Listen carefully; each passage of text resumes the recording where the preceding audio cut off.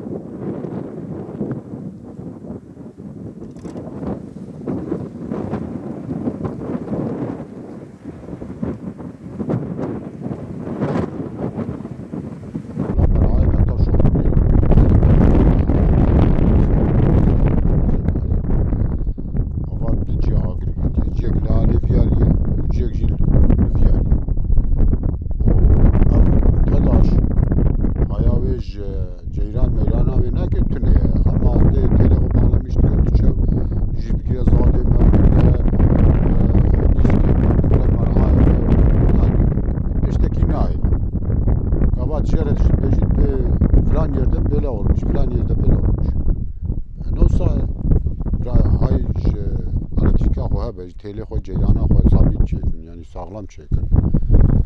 Valla yani hem şerpezeb bin yani bazı mevi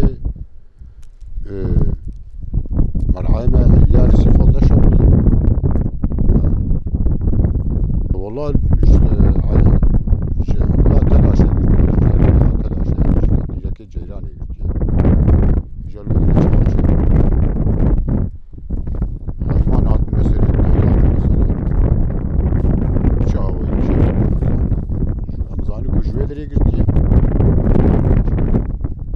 ev mer'ayê me çavê zarokê me û heywanê me temam li çêra vî heywaniyê çile en az 800 nüfus di gundê me de di Receba de heye îdara me li ser vî heywaniyê her ro ji aliyekî de temam bûne dîrek ê tepoyê ge jî ev ê tedaşê agirjwanakê dikevê her car 1500 donim dişewite heta em tefînin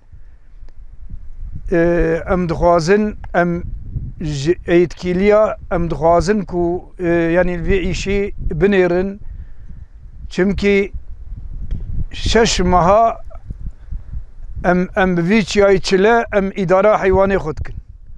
Evê gawa ew jî şewitî em ê çawa bikin em ê heywanê xwe çawa xweyî kin yanî gerek e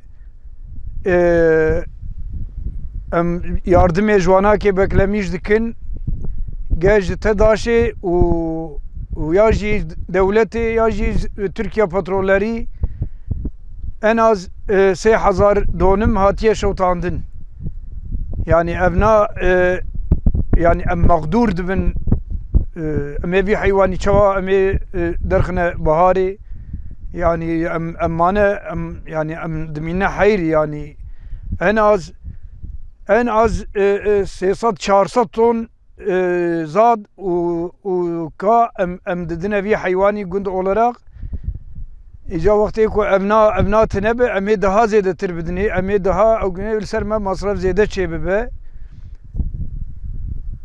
gerek e yani etkîlî li vê îşî bisebibin ya jî wiha çê nabe bira önemekê bistîn ji bûna yêmê heywana em destekê dixwazin çimkî mer'ayê me hate şewtandin yani ev heywan bihalî yani êmê yek heywanek mesrefê wê hingê însanekî heye îro 10,000 pas îdara 800 nüfusî li ser wan nakeye wextê ku ev jî tune be yani em ê zeh meqdûr bibin yani em ji etkîliya gerek el vê îşî bisebibin و وی işi gidermişkin.